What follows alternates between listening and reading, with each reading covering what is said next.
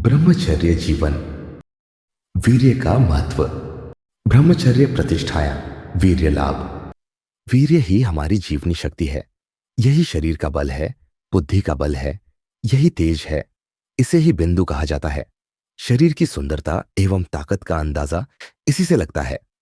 इसकी कमी से शरीर की ताकत घटती है, थकान बढ़ती है, क्रोध एवं चिड़चिड़ापन में वृद्धि होती है।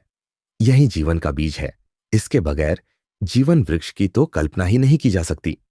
एक बार के वीर्यपात में 120 कैलोरी जीवन शक्ति का क्षय होता है। यह ऊर्जा उतनी ऊर्जा के बराबर है जितनी 1 मील दौड़ने के बाद खर्च होती है, अथवा 10 दिन तक मेहनत मजदूरी करने के बाद खर्च होती है, या फिर मस्तिष्क के 3 दिनों तक काम करने के बाद खर्च होती है। वीर्य के अधिक खर्च से बीमारियां पैदा होती है तथा शरीर का क्षय होता है। अत्यधिक क्षय से क्षय रोग होता है। इसमें शरीर अत्यधिक कमजोर होकर जल्द ही मृत्यु को प्राप्त हो जाता है। एक दार्शनिक ने लिखा है कि धन गया तो कुछ नहीं गया, स्वास्थ्य गया तो समझो कुछ गया, लेकिन अगर चरित्र गया तो सब कुछ चला गया। वीर्य इस शरीर में परमाणु शक्ति की तरह काम करता है। एक स्पर्म में एक मनुष्य को जन्म देने की शक्ति होती है। वीर्यपात में लाखों स्पर्म एक साथ नष्ट हो जाते हैं।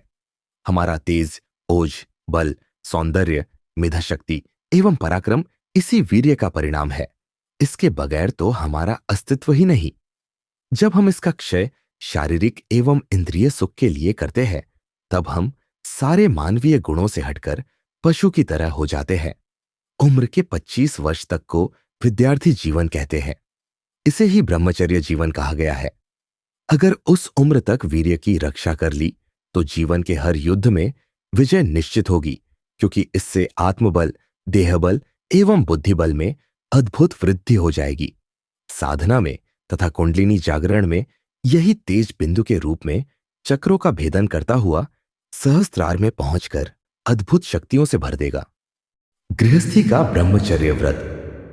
शास्त्रों ने कहा है कि एक विवाहित गृहस्थी भी अगर पुत्र प्राप्ति की इच्छा को लेकर ऋतुकाल को ध्यान में रखकर पत्नी गमन करता है तथा गर्भाधान के बाद पुनः वीर्य की गति को अवरुद्ध कर देता है, तो वह ब्रह्मचर्य व्रत का पालन करने वाला ही माना जाएगा।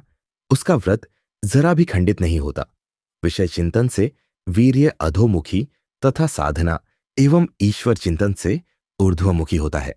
गृहस्थी को वीर्य रक्षा के मामले में पूरी सावधानी बरतनी चाहिए, क्योंकि उसके जीवन की सफलता एवं असफलता इसी पर निर्भर है।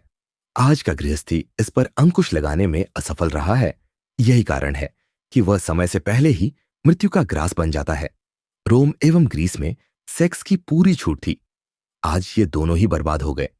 उस सभ्यता का नामो निशान मिट गया। जब तक वीर्य रक्षा का नियम बना रहेगा, तब तक धर्म भी बना रहेगा। वीर्य रक्षा के लिए गृह त्याग एवं वनगमन की कोई आवश्यकता नहीं। जिनका अपने मन पर अधिकार नहीं, वो जंगल में ही इसकी रक्षा कर पाएंगे, इसकी कोई गारंटी नहीं। यह पलायन है। सेक्स भीतर की आग है, उसे भीतर ही बुझाना होगा। भगवान बुद्ध ने कहा कि अगर आप सेक्स से मुक्त नहीं हुए तो जन्म मृत्यु के बंधन से भी कभी मुक्त नहीं हो पाएंगे। नारी वीर्य रक्षा। वीर्य रक्षा का उत्तरदायित्व सिर्फ पुरुषों को ही नहीं, नारी पर भी है, क्योंकि स्त्री एवं पुरुष दोनों में समान हार्मोन्स हैं।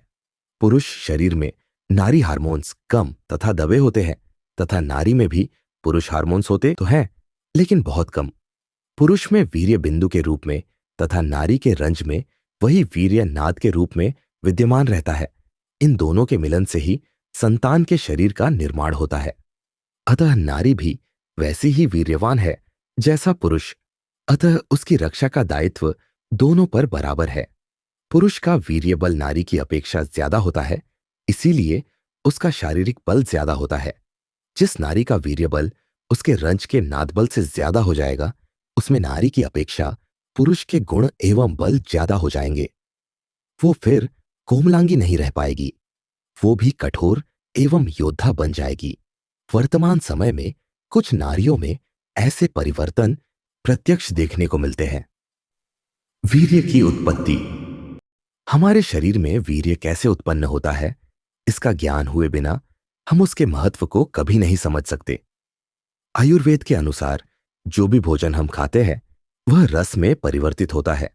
रस से ही रक्त का निर्माण होता है। उसी रक्त से मांस बनता है। मांस से चर्बी तथा चर्बी से हड्डी। हड्डी से उसके अंदर का रस बोन मैरो बनता है और उसी बोन मैरो से वीर्य का निर्माण होता है। हमारे हर संवेदनशील विचार से यह प्रभावित होता रहता है। पुरुष का वीर्य नारी के रज से मिलने को अत्यंत व्याकुल रहता है। उसी तरह से जैसे शक्ति शिव से मिलने को बेचैन रहती है, स्त्री और पुरुष का एक दूसरे के प्रति आकर्षण एवं मिलन की व्याकुलता का यही रहस्य है। पुरुष जब भी मिलन की इच्छा को लेकर नारी का स्मरण करेगा, उसके अंदर का वीर्य स्थिर नहीं रह पाएगा। यही अवस्था स्त्री के अंदर के मिलन इच्छा के साथ भी होती है।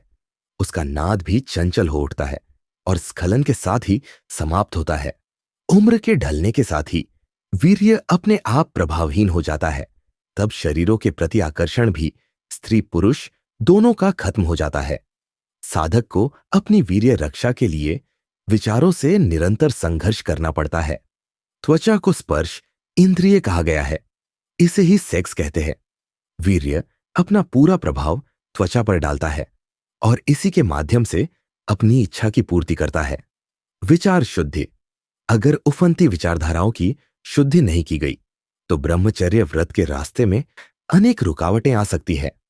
ये सारा खेल विभिन्न स्तर की विचारधाराओं का है जो हमें पूरी तरह प्रभावित करती रहती है। आत्मा न स्त्री है न पुरुष, वह इन शरीरों से अतीत शुद्ध ब्रह्म है। लेकिन चूंकि मन की पहुंच आत्मा तक नहीं होती, सिर्फ शरीर एवं इंद्रियों तक ही होती है, इसीलिए ये विकार जन्म लेते हैं।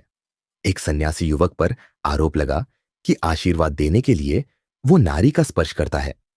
गुरु के पूछने पर उसने सफाई से कहा, महिला अति पवित्र एवं ईश्वर भक्त है, उसके बारे में ऐसा सोचना उचित नहीं।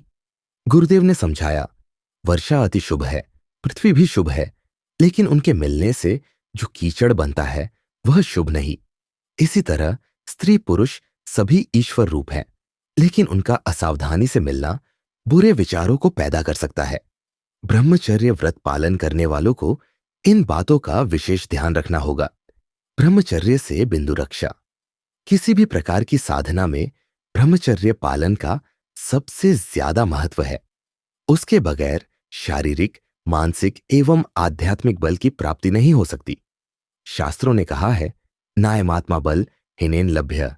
ब्रह्मचर्य व्रत को लेकर गृहस्थियों में एक विशेष प्रकार का भय देखा जाता है, जिसके कारण गृहस्थ साधक कुछ ही दिनों में अपनी असमर्थता व्यक्त कर देता है।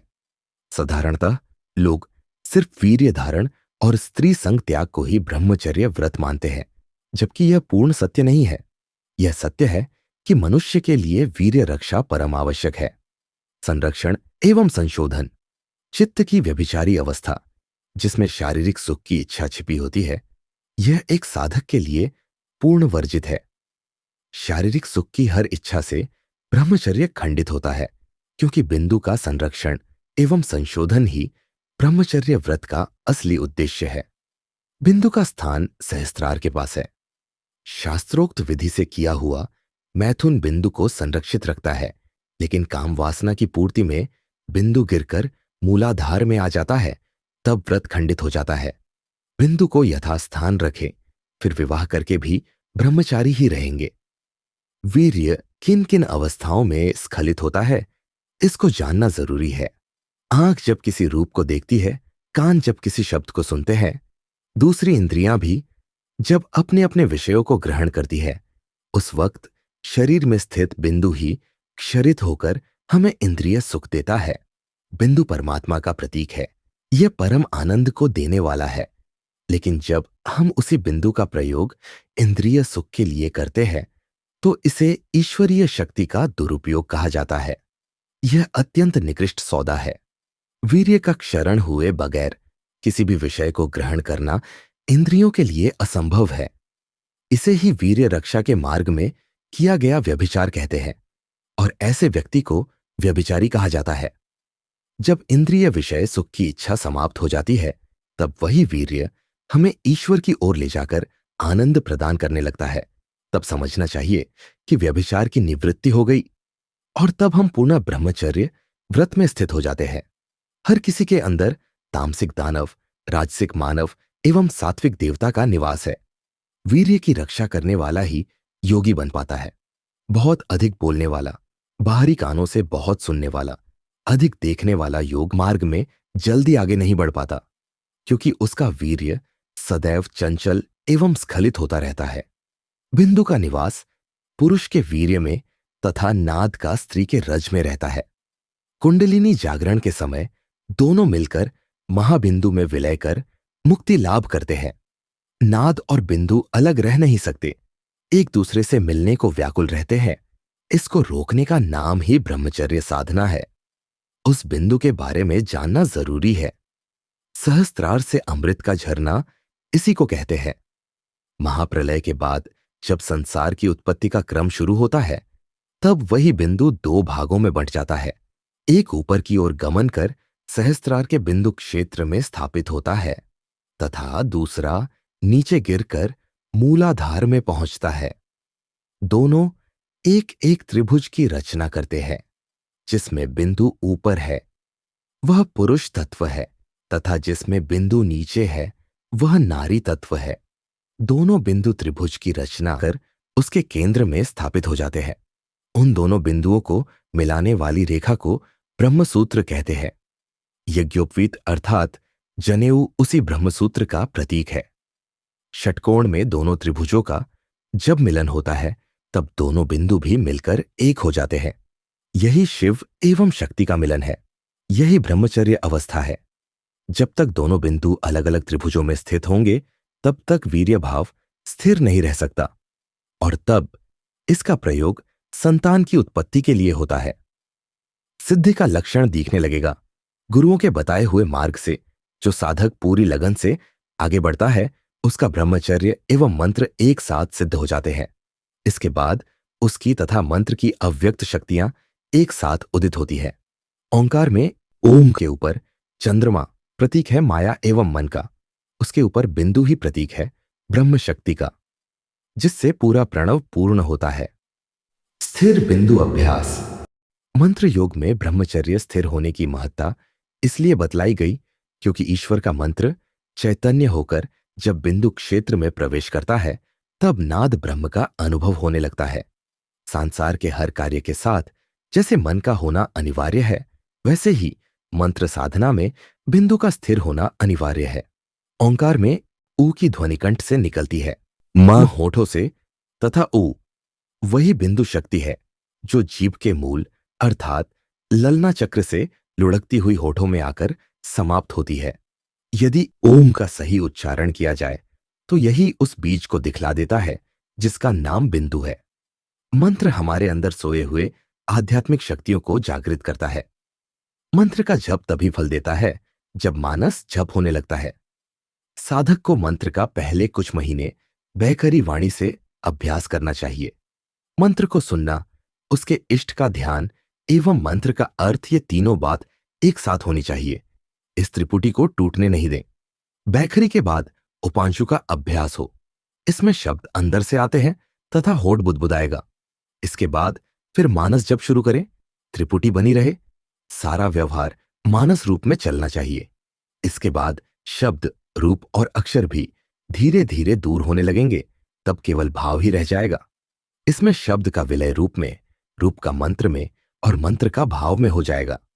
इसके बाद साधक के समक्ष सिर्फ इंतजार ही करना शेष रह जाएगा कि भगवान उसके समक्ष क्या प्रकट करेंगे। जो भी दिखेगा वह परम सत्य की ज्योति होगी जो हृदय को प्रकाश से पूरी तरह भर देगी। तब जो दिखेगा वही साक्षी है।